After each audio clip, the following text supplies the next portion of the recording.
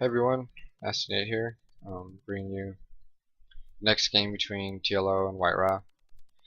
This is going to be on Metalopolis, um, cross positions, which is should give us a macro game hopefully. It'd be nice to see one of those between um, these two players since the last game. Well, I'm not going to actually talk about the last game in case you're watching these out of order. We'll just take it one at a time. Anyways, red Zerg, blue Protoss pieces up here. See if TLO or a WhiteRa fast expands again, which it looks like he's planning on doing. Strangely putting this pylon back here. I guess he wants to protect this pylon and build his forge and up here in the front because you can't really wall off on Metalopolis. Unfortunately, there's really actually no real way to get like a full wall off here. He can try to build, I guess, something down here, which is actually kind of nice because this is actually a smaller choke than like over here, and you can actually protect this one gateway to attack from your third base up here if you wall off along here. Which actually, I don't know if that's a viable strategy since if you do that, then Zerglings can run up here and then come down this ramp and then come around the back here and harass your mineral line or run up into your main. So I don't know what's going to be going on there. We see TLO's opening a standard 15-4 or whatever, I think. Nope, he does like a 12-13 pool, which I don't really know what that's about. I'm not really familiar with that build. I guess that's to get Zerglings out earlier to stop, to take this base even sooner. I guess that would be the point, to get Zerglings out, 2 pairs of Zerglings to shut down this pylon even faster than 15 pool, 16 hatch, or just, I mean, 15 pool would do. So wow, he's gonna be taking the gold right away. Okay. Interesting choice. He saw this pylon go down and he sent their worker out and took the gold. So I wouldn't be surprised if WhiteRa spots it right away and puts some aggression down on it because both these watchtowers would give you vision of this hatchery, I think. So it's kind of a really greedy move, I think, to take that base. I mean, if you're gonna, it's fine to like take your quick third if you see this pylon going down and don't want to wait. You can take it here, but taking this gold, this forward expansion is kind of risky, I think. Anyways, looks like TLO is going to be getting 1 gas this time, which is different than his last build where he took 2. So we'll see what's going to be different here with this build. Not really sure. I would imagine he's going to take his natural fairly quickly as well. And now, yeah, the pro spotted this hatchery, so that's probably screwed. I guess he's going to transfer as many workers as he can and mine as long as he can, which is really, yeah, all you can do. He doesn't want to pull a lot. Well, I guess he does want to pull a lot. I figured that the time they took to travel there might make it not worth it. There's some quick solid aggression, but come to think of it, if he forward trash expands, there's not going to be solid aggression for a little while, so you do have some time to run up here, possibly make this expansion worth the investment, even if you lose it pretty early in the game. Gold expansion is of course very amazing. So we see what is WhiteRa going to be doing in reaction to this build? Yep, he's going to get Zilla out. Meanwhile, TLO smartly putting some overlords in position to see what's going to be coming from WhiteRa. 7x score almost done. Work? No, I'm not. Okay, it's a pylon actually. Anyways, I don't see any pylons around the map yet. For WhiteRa, which is a little curious because obviously this expansion he wants to shut this down fairly soon. And there's an Evo chamber coming out for TLO. Maybe he's afraid of some kind of quick DTs or Stargate pressure again. But or maybe he just wants quick upgrades. We'll see what happens there. He's getting quick speed, so he's going to be able to defend these 2 bases back and forth. See what's going on. Okay, he's going to be poking up here with that zealot, seeing how many workers are there. And coming around, probably going to the natural to see if there's another hatchery down in the natural, which actually there isn't, surprisingly to me. I'm surprised with all this money, TLO hasn't actually taken his natural, which, okay, here he is now, he's taking it. The zealot's probably going to whack away at that. Oh, he's going to get pushed out of there and get killed actually, so. Yeah, ooh, a little miss micro by TLO there. He could have got a good surround on that zealot, but So he lost a couple more Zerglings than he needed to. But it's okay, it's no big deal. Anyways, here comes the Stargate, one Stargate pressure from WhiteRa. It's going to be a Void Ray again, okay, instead of just put this time just on one Stargate. We'll see what happens here. I guess this is probably a pretty good play since it doesn't have a huge travel distance to get to this base. Wow, TLO just like on the ball with his game sense. Like he has not scouted this, I'm sure of it. Yeah, he's just now moving this this Overlord in, but he's already getting a spore at this base. Wow. Okay. I guess he just it's just automatic response against Protoss to get spores, which is smart because there's two different tech trees that you need them for, which is DTs and Void Rays. Putting them here like this space, you know that the DTs is gonna run up here most likely, or Void Ray is gonna come straight across, and that's like a really good spot for a spore crawler, I think. I mean, I would probably put it like in the middle line, like right over here, to stop my orders from being harassed. We just have this queen here, which is fine. Also, this seems a little more exposed. If a DT comes up here and like a couple DKs come in here and like they see the spore crawler, they might snipe it. Instead of if you have it in the drone line, the drones can like surround it and hold position so the DTs can't get in there if you spot the DTs before they get in there.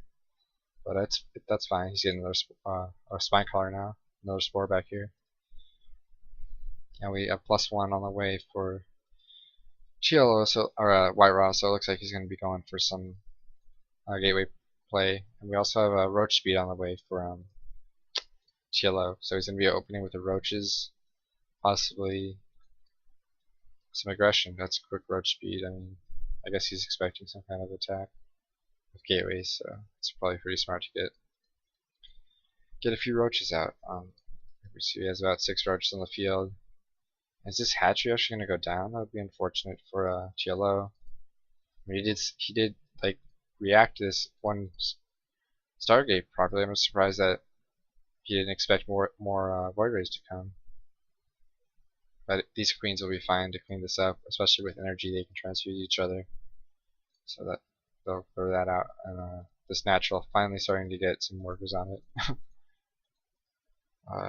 But Mortals and Robotics Bay going down for WhiteRa, so he's going to be going for some Colossus pressure, which is always very good against Zerg, especially now that, well, it's been that way for a while, but the infestors can't really parasite Colossus very well because of the limited range on it. So their only answer for Colossus really are Corruptors and Broodlords. It feels to me that way, or if you have a bunch of mutas, you can. If you outnumber like the Stalkers, then they're really good against Colossus as well, of course, since Colossus can attack air.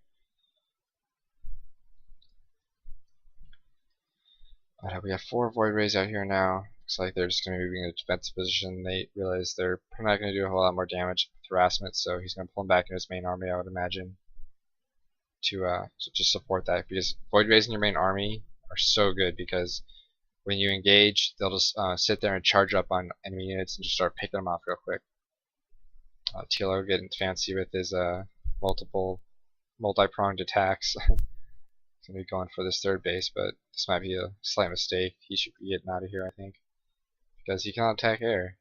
And there are 4 Void Rays, so wow, okay, he's going to be sneaking in here as well. But there's a Colossus there, and you do not want to engage a Colossus behind buildings, behind a wall with Zerglings. That won't work out so well.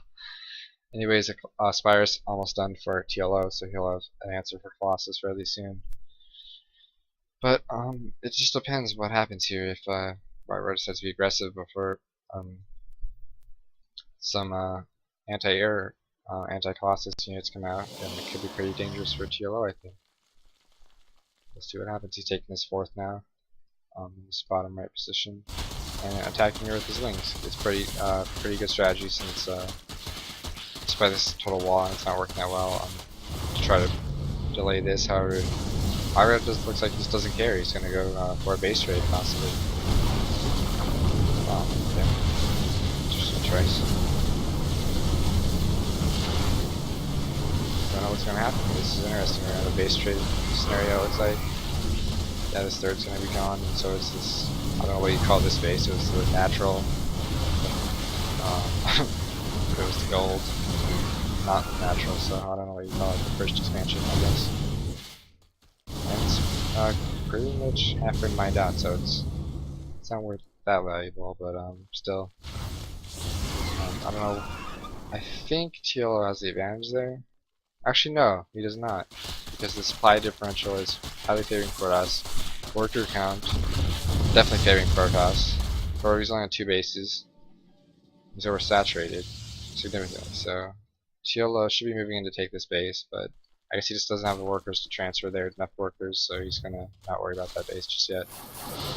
This Protoss Death Ball is pretty scary, even though it's not as big as you normally see a Protoss Death Ball with Void Rays and Colossus. It's got all the right units there to make it dangerous, so we'll see what happens. Looks like he might actually win in the game. I wouldn't be surprised, because I don't know if TLO is going to have enough units to respond to this. Depends though. What it really depends on is the force field placement, I think, and the engagement, where they engage. But it looks like he's finally going to be pushing. Oh, don't lose all these Zerglings. Why, TLO? What are you doing? I guess that must be his this click. I don't know, of the day. That was really bad. He just lost a lot of Zerglings for no reason at all. Anyways, he's going to be going for counterattack here, but this army's already on its way back. He's going to be able to clean up these Zerglings and these Corruptors. I don't think there's enough of them. Click on them, but here we go. Yeah, this Void Rays and Stalker is shooting at them, so they're going to clean up the Colossus perhaps, but the rest of the army is going to just be destroyed. So it looks like WhiteRa might actually take this game pretty soon. Not sure, but I think that's where it's going. Well, no, the supplies kind of evened out a little bit, so I don't know what's going to happen here, guys. It's still up in the air. Slightly favoring WhiteRa, but not entirely. However, the worker count, he is 69 probes to 47 drones, which once he gets the third up, it should be saturated pretty quickly, and he should be able to get his economy ahead of TLO pretty easily.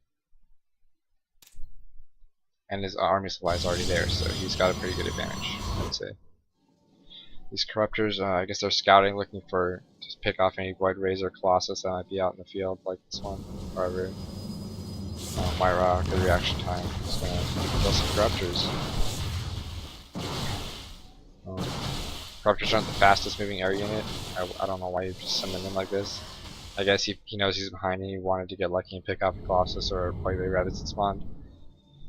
I guess that was the point of that, and also for this counterattack here, however, this is a full wall up again, so it's not going to do anything. We see Protoss air weapons actually finishing for level 1. I don't usually see that very often. But with this many Void Rays, why not? I mean, keep helping them. Like, this is what I love about this game so far, is that WhiteRa, he built the Stargate, and he did some damage, and he didn't just stop producing stuff out of it. He's going to keep using the entire game, which a lot of players don't do. They say, oh, he found out that I was going Stargate and I can't do any more damage with harassment. Well, why not just keep pumping Void Rays for your main army? Because Void Rays are just the greatest unit ever. And you should always have them in your army, so why not just keep putting them there?